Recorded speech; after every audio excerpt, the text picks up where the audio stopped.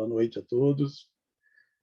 Graças a Deus por mais uma oportunidade, uma bênção, estarmos juntos, estarmos reunidos, uma alegria para nós podermos falar do amor do nosso Deus maravilhoso. Quero convidar para que nós façamos nossa leitura no livro de Atos dos Apóstolos, capítulo de número 10, Atos capítulo 10, versículo de número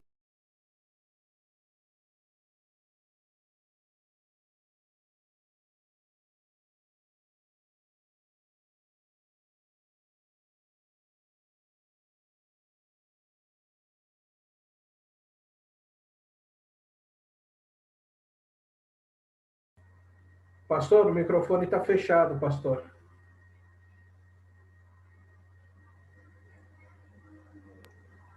Perdão, irmãos. Desculpe. Vou ler novamente aqui, versículo 28 do capítulo 10 de Atos. Né? E ele disse: Vós sabeis que é uma coisa ilegal para um homem que é judeu se reunir ou aproximar de alguém de outra nação. Mas Deus me mostrou a não chamar a nenhum homem de comum ou imundo. Portanto, ao ser chamado, eu vim a vós sem contradizer. Por isso, eu pergunto, qual a intenção de teres me chamado? E disse Cornélio, há 4 dias eu estava jejuando até esta hora, a hora 9, e orava em minha casa. E eis que um homem, em veste brilhante, parou diante de mim e disse, Cornélio, a tua oração foi ouvida, as tuas esmolas estão em memória diante dos olhos de Deus. Envia, pois, a Jope a mandar chamar Simão, cujo sobrenome é Pedro, e ele está alojado na casa de um certo Simão curtidor, junto do mar, ao qual, vindo ele, falará contigo. E imediatamente mandei chamar-te, e tu fizeste bem em vir. Agora, pois, nós estamos todos presentes diante de Deus para ouvir todas as coisas que te foi ordenadas por Deus. Então Pedro, abrindo a boca, disse, na verdade, eu percebo que Deus não faz acepção de pessoas, mas aquele que, em qualquer nação, o teme e faz justiça é aceitável a ele. Amém, Jesus. Até aqui, nós vamos fazer essa leitura. E eu queria, assim, lembrar os irmãos que o livro de Atos é um livro assim, de uma importância muito grande para que nós tenhamos um conhecimento da história da igreja, né? São os primeiros passos dados pela igreja depois que Jesus sobe aos céus, depois que Jesus ascende aos céus. Então, aqui no livro de Atos estão registrados os primeiros passos da igreja, com Jesus estando presente apenas espiritualmente e mais não fisicamente, como ele esteve até que ele ascendesse aos céus. Então, aqui a gente vê, irmãos, que quando a gente está falando dessa passagem, nós estamos falando 8 anos depois que Jesus subiu aos céus. Essa passagem ela data de mais ou menos 8 anos depois que Jesus subiu aos céus. E eu queria que os irmãos prestassem atenção que, até então, o evangelho não tinha sido pregado aos gentios. Cornélio e a família, eles são os primeiros gentios a ouvirem o evangelho do Senhor, a ouvirem a pregação do evangelho, isso por meio da manifestação do dom do Espírito Santo, que faz com que, por intermédio do Espírito Santo, Pedro vá falar de Jesus a essas pessoas. Porque até então os judeus eles tinham uma resistência em anunciar o evangelho às chamadas nações gentílicas. Eles tinham um certo receio em falar de Jesus, em anunciar este evangelho. Então, havia uma certa resistência. E se a gente notar assim, um pouquinho antes, no mesmo livro aqui de Atos dos Apóstolos, se a gente ver, dá uma olhada no capítulo 8, quando Estevão ele é morto, ele é apedrejado e morto, a Bíblia diz que houve uma dispersão do povo. E eles saem anunciando o evangelho, mas não havia um foco. Né? Eles saem anunciando o evangelho, curando as pessoas, mas não havia um foco, claro, de um trabalho evangelístico. Então, a primeira manifestação que a gente vê do atendimento daquilo que Deus havia ordenado lá no Evangelho de Marcos, por exemplo, capítulo 16, né? ele diz assim: ide por todo mundo e pregai o evangelho a toda criatura. Isto ainda não estava acontecendo 8 anos depois que Jesus tinha morrido, que Jesus já tinha ressuscitado, tinha subido aos céus. 8 anos depois, eles não estavam fazendo isso, né? Então, eu queria, sim, nesta noite, chamar a atenção da igreja que todas as coisas, irmãos, estão dentro de um propósito de Deus. O homem não tem o poder, o homem não tem a capacidade e nem a autoridade de impedir o querer de Deus, de impedir a manifestação do poder de Deus. Nenhum homem tem essa capacidade, nem anjos, nem demônios, ninguém pode impedir o agir e o operar de Deus. O Senhor tem todas as coisas debaixo da sua autoridade. O Senhor tem todas as coisas debaixo da sua potente mão. Todas as coisas acontecem mediante o querer e a vontade do nosso Deus. E, vou repetir, ninguém pode impedir isso. Então, vejam que, durante esse período, os apóstolos não anunciaram, mas a providência de Deus estava fazendo com que, a partir daquele momento, esse evangelho fosse pregado às pessoas que não tinham conhecimento da verdade. Então, quando esse homem chamado Cornélio, que ele era da corte chamada italiana, né? Eles não eram, ele nem sua família eram judeus, e eles eram, ele era um centurião responsável por uma centúria de soldados, e ele estava assim, irmãos, ele era um homem bondoso, ele era um homem caridoso, ele era um homem que tinha boas obras, né? Mas que é importante que a gente note que as boas obras não são suficientes para a salvação. Porque, apesar de ter as boas obras, esse homem ainda não era considerado um homem salvo. Então, a prática de boas obras, ela não vai delegar a ninguém salvação. A prática de boas obras não vai conceder a ninguém o privilégio da salvação. O que faz com que o homem seja salvo é crer no Senhor Jesus Cristo. E é isso que eu queria que os irmãos também se apercebessem, porque ele tinha, eu notei aqui, ó, ele era um homem piedoso, ele cumpria os seus votos, ele era um homem religioso, ele era um homem temente a Deus, ele dava muitas esmolas, ele orava de contínuo, ele teve visões, ele era justo diante dos homens, dos outros homens, ele era justo diante dos seres humanos, né? Ele tinha uma boa reputação perante os homens e ele jejuava. Nenhuma dessas coisas isoladas é suficiente para fazer com que alguém alcance salvação em Jesus Cristo. Não adianta eu ter uma vida só de oração. Não adianta eu ter uma vida só de dar esmolas. Não adianta eu ter uma vida só de temor a Deus. Eu preciso praticar todas estas coisas e ter fé no nosso Senhor e Salvador Jesus Cristo. Tá? Então, o Senhor faz com que ele tenha uma visão, e nessa visão ele vê que alguns servos de Deus vão anunciar o Evangelho para ele. Ele, dentro dessa visão, né, ele vai receber a palavra, o Senhor está mostrando a ele, mas o Senhor tem que convencer Pedro a ir fazer esse trabalho, né? Então, quando ele tem a visão, o Senhor pede que ele vá procurar Pedro, o Simão Pedro, que estava hospedado na casa de Simão, o curtidor, em Jope. Das 56 quilômetros, eles estavam distantes um do outro. E quando Cornélio recebe esta visão de Deus, ele imediatamente chama as pessoas, seus funcionários, né, entre aspas, e ordena que eles vão procurar Pedro. E imediatamente eles saem à procura de Pedro. E nesse interim, Deus aparece a Pedro. Ele estava com fome, ele estava esperando para comer. O Senhor aparece a Pedro e, numa visão, né? Ele tem um êxtase dentro assim de uma visão. Ele vê um lençol e dentro desse lençol diversos tipos de animais, tanto puros como animais que os judeus consideravam impuros, e eles não podiam comer carne de animal impuro. Então, nesse lençol, Pedro vê esses animais, tanto aves e animais puros e impuros.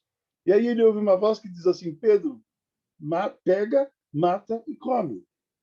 E aí ele diz assim: nunca, jamais comerei coisa comum ou imunda. E Deus fala para ele assim: não considere imundo aquilo que Deus purificou. Então, o propósito de Deus era purificar um povo que não tinha direito à salvação. Eu, você, nenhum de nós que estamos aqui nessa live, nós teríamos direito à salvação pelo nosso nascimento normal, como os judeus assim consideravam antes de Jesus vir. Então, Deus está mostrando a Pedro que não eram apenas os judeus que eram chamados filhos de Deus que gozariam desse privilégio, que teriam esse direito. Esse direito estava sendo estendido aos demais povos. E quando Pedro entende isso, se bem que quando ele tem a visão, a Bíblia diz que ele fica confuso, ele não consegue discernir na realidade o que estava acontecendo.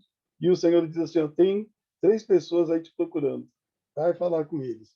E porque nesse interim, aquelas pessoas que foram enviadas, né, a Jope, encontram Pedro e aí conversam com Pedro e dá esse diálogo onde nós lemos a palavra de Deus. E o que eu queria, nesta noite, assim, deixar muito claro para os irmãos: a minha vida, a sua vida, a vida de todos nós aqui na live, a vida do ser humano em todos os lugares da Terra, a nossa vida está nas mãos de Deus. O propósito de Deus, ele vai acontecer na minha e na sua vida. O querer de Deus vai acontecer na minha e na sua vida. E ninguém pode impedir isso. Porque o que Deus tem determinado para nós, isso vai acontecer. O homem pode lutar, a mulher pode lutar. Alguém pode dizer assim: mas a Marta não vai receber. Alguém pode dizer: a Rose não vai receber. O Robson não vai receber. O André não vai receber. A Denise também não. Nem o Cauê, né? Nem o pastor Walter, nem o Daniel, nem a Neiva, né? O Ivan não vai receber. O Ricardo não vai receber. Alguém pode estar, alguém em determinado lugar, ou até mesmo no inferno, dizendo que talvez você não seja vitorioso, talvez você não seja vitoriosa. Mas eu quero declarar nesta noite que o propósito de Deus vai acontecer na sua vida. O querer de Deus vai acontecer na sua vida e ninguém vai impedir isso. E o propósito de Deus para a tua vida é de vitória, é de bênção, é de livramento, é de restauração, é de transformação das coisas ruins para coisas boas. Porque tudo que você tem feito, notem que tudo o que Cornélio fazia era visto por Deus. E Deus está te vendo aí. Deus está te vendo na tua casa. Isso pode ser para o bem ou para o mal. Tomara que seja para todos nós para o bem. Porque Deus está nos vendo. Né? Essa visão de Deus, ela não fica alheia. Ela não fica sem que algo aconteça. Notem que não era suficiente para salvar todas estas coisas Cornélio, mas fez com que Deus atentasse para ele. E Deus está atento a você. Deus está atento à tua oração. Deus está atento ao teu jejum. Deus está atento aos teus atos de misericórdia em favor de um ser humano, em dar uma esmola, em ajudar o teu próximo, em fazer o bem quando você pode fazer. Às vezes a gente quer fazer e não pode. Mas quando estiver ao nosso alcance fazê-lo, para nós fazermos. Porque isso agrada a Deus. Isso chama-se prática de boas obras. Não são para que nós alcancemos salvação por elas, mas isto agrada a Deus. Tanto agradava a Deus que, quando o anjo vai falar com Cornélio, diz: as tuas súplicas, e as tuas orações e as tuas esmolas chegaram diante de Deus. Né? E eu quero te perguntar: as tuas orações têm chegado? Quero perguntar, não, quero afirmar. As tuas orações têm chegado diante de Deus. Tuas ofertas, teus dízimos, tua ajuda, quando você estende a mão para alguém, tudo isso tem chegado diante de Deus. E Deus, ele não vai deixar o seu trabalho ser vão. A Bíblia diz que não é vão o nosso trabalho no Senhor. Então, Deus fez uma grande revolução. A gente poderia chamar essa passagem aqui como o segundo período da igreja, né? Porque a igreja, então, era uma igreja judaizante, era uma igreja voltada apenas para os judeus. Mas pelas atitudes de um homem, pelas obras de um homem, Deus abre as portas para que todos os gentios alcançassem salvação. Quem puxou a nossa fila para que nós, que não éramos judeus, que não somos judeus, estarmos aqui, quem puxou essa fila chama-se Cornélio.